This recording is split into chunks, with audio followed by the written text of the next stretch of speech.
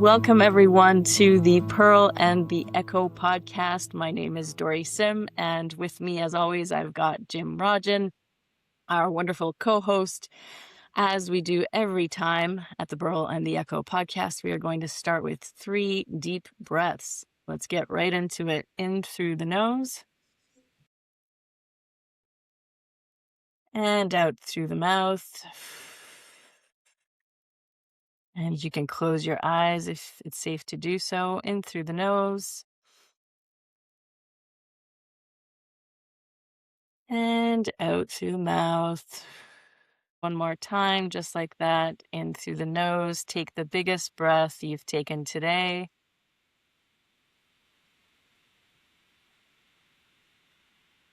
And out through the mouth. Let it all go. All right.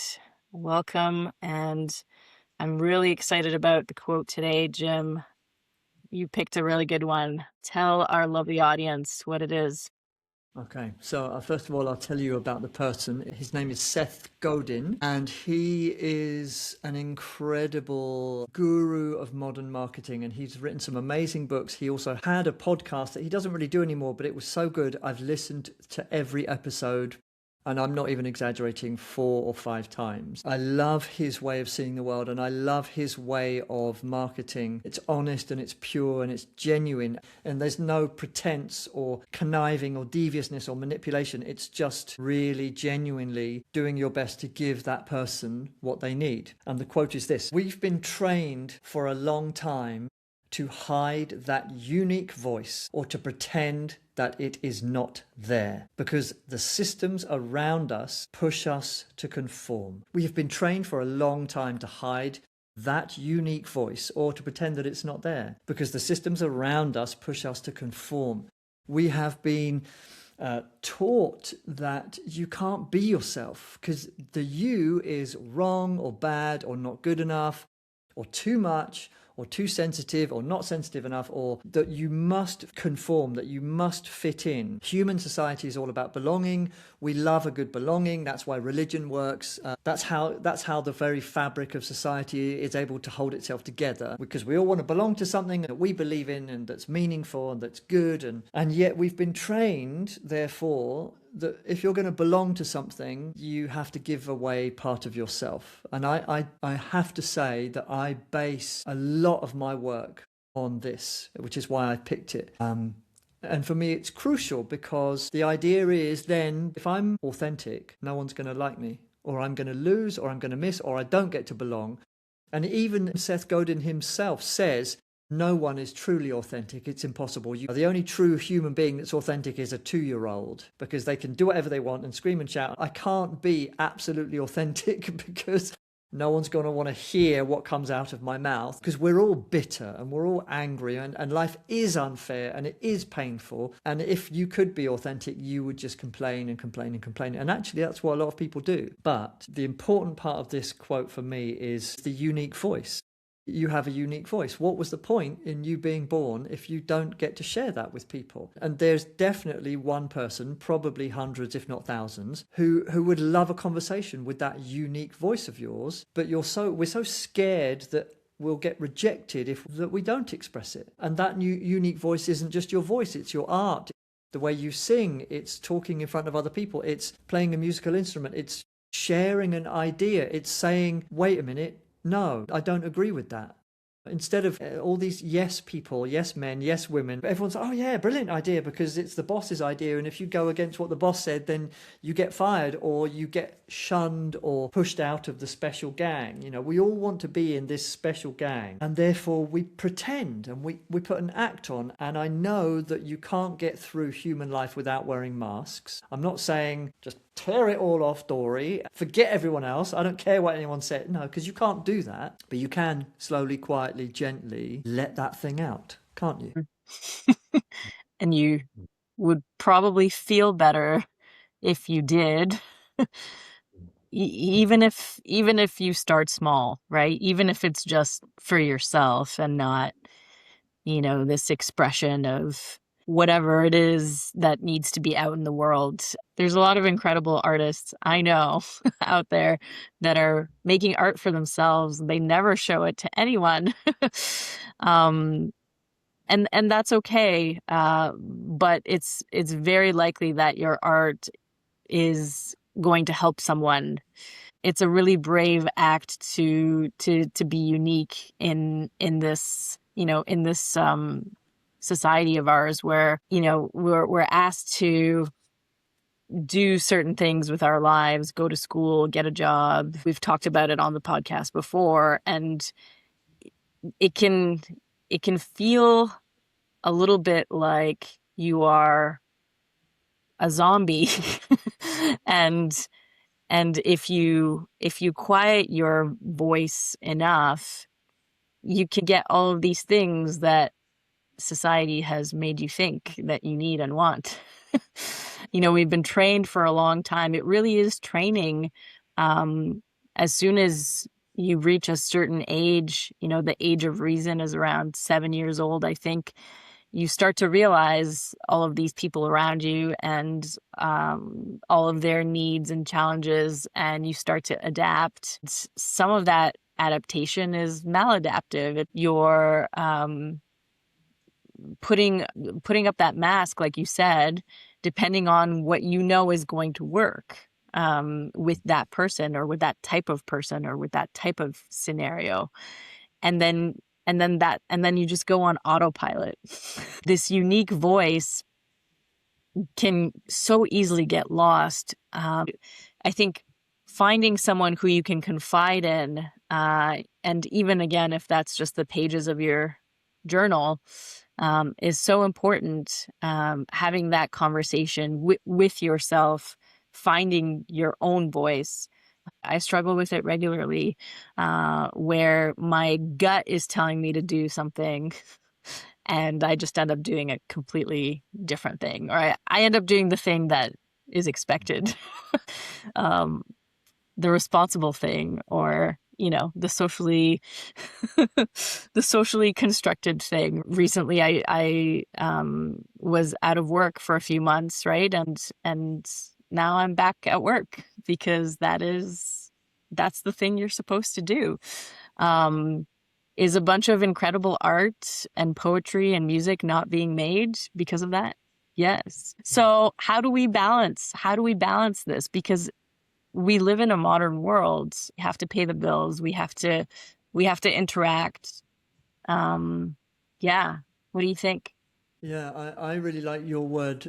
That's what we're supposed to do. We're supposed to be a normal human being who earns money and has a job and does all these social structures that we're supposed to do. And actually, we've all got loads of time on our hands, but spend a lot of it with our face stuck in social media or all kinds of things. We're very good at finding excuses of why we should self-sabotage, or we have this idea that the people who know, and the people who are good at things, well, they're good at things, and the people who are great artists, well, they're great artists. But actually, everyone is really just making it up. And all that happens is people get lucky because they did something that was different or innovative or special or powerful or meaningful to someone else. And that's how you win on the internet, or that's how you win on social media, isn't it? And we're all listening to everyone else's meaningfulness, thinking, oh my God, well, this person's content is amazing, or they get it. This person absolutely understands life, and therefore I don't. Oh, no. Well, I would love to be like that, or I would love to be like this. But there are incredible artists who got famous when they were 70 or 80 years old. It's never too late. And the work isn't to try to make art. The work is to get out of your own way, which is why that's one of my most favorite things to say. And I say it to everyone, and anyone who knows me, including you, Dori, they've heard it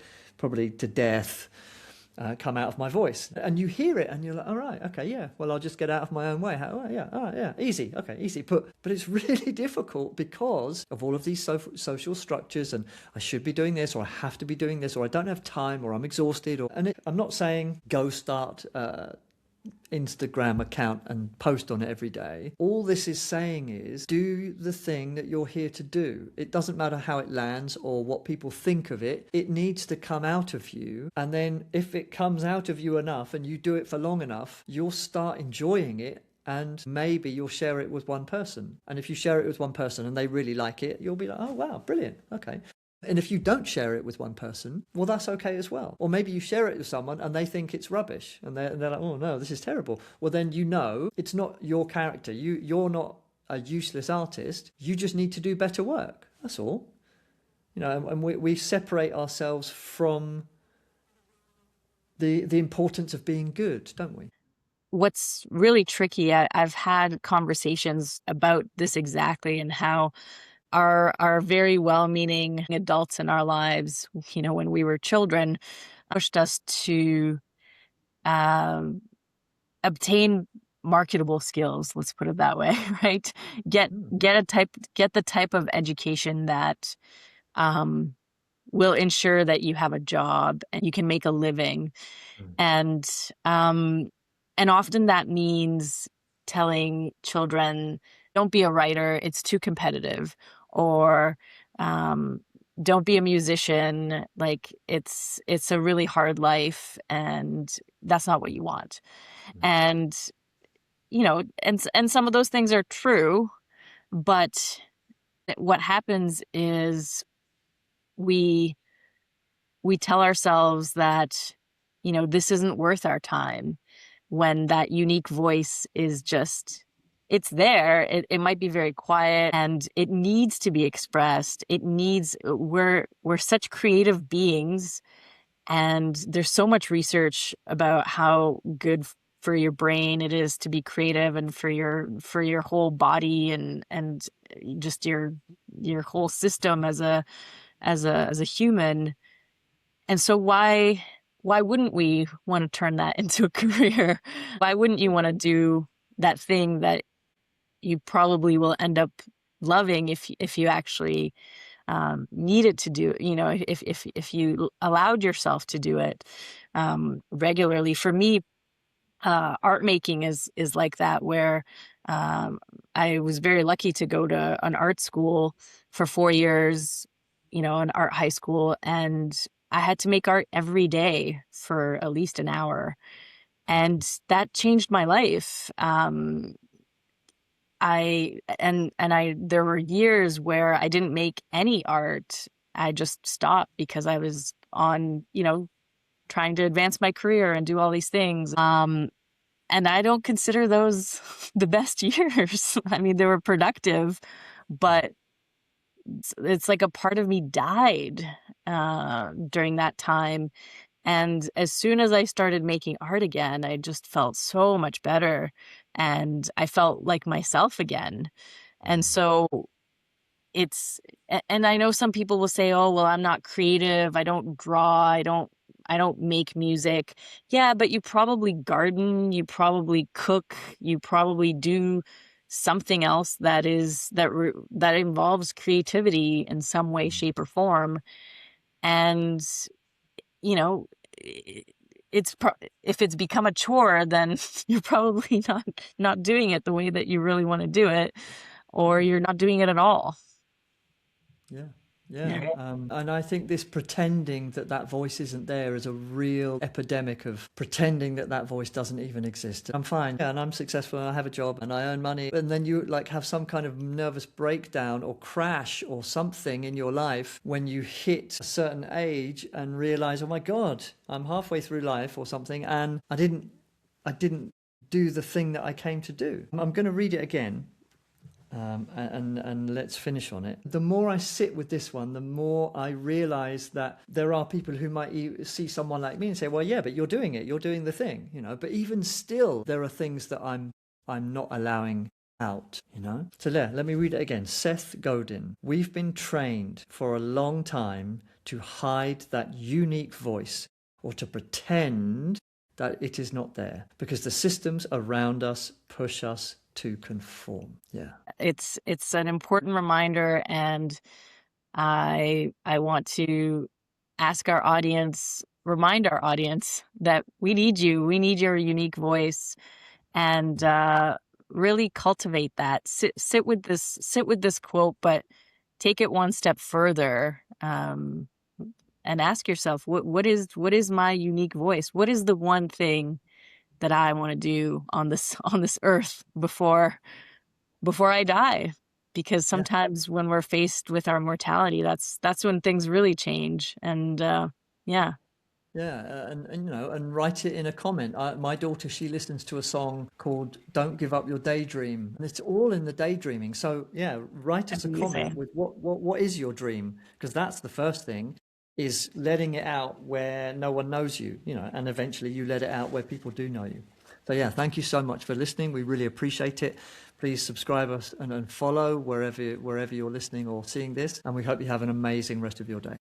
Thank you for listening to the Pearl and the Echo podcast with me, Dori Sim, and my co-host, Jim Rajan. Thank you to Rebel Mixtape Productions for editing this episode. If you like what you heard, like, subscribe, and share with those in your life that matter most.